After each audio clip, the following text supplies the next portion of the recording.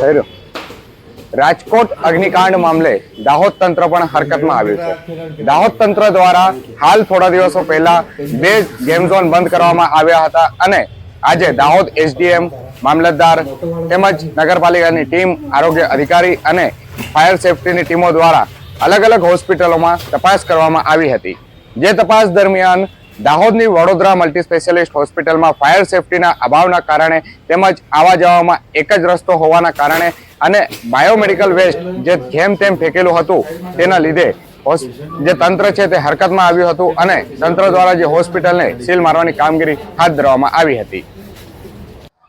અને બીજા માળે હોસ્પિટલ બનાવેલી છે। હોસ્પિટલની તપાસ કરતો એમને બીજા માળથી આ હોસ્પિટલની ચાલે છે અને નીચે કંઈક બીજી દુકાનો ચાલે છે। તો હોસ્પિટલની તપાસણી કરતો એમાં એક જ રસ્તો છે હોસ્પિટલમાં પ્રવેશના રસ્તાની નીચે ઓક્સિજન નાખવા એમણે પ્લાન્ટ નાખેલો છે, જે ઓક્સિજન ઘરથી સપ્લાય થાય છે।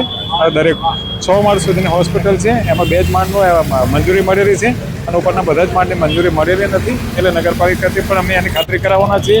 સાથે સાથે બાયોમેડિકલ વેસ્ટ પણ વધારશે અને જે એનઓસી ફાયરના જે સાધનો છે એ પણ બરાબર નથી। અમે બધી તપાસ કરતો અમને જોખમકારક લાગતો એને સીલ મારેલું છે। એ છતાં અમે પૂરતા એમ કે સગવડો આપી અને સરકારી હોસ્પિટલ બાજુમાં ઝાયડસ હોસ્પિટલ છે તે અમે ટ્રાન્સફર કરેલા છે અને એમના વાલીઓ પણ એ બાબતે એમના સગા સંબંધીઓને અમે સબમિટ કરી અને મોકલી આપેલ છે।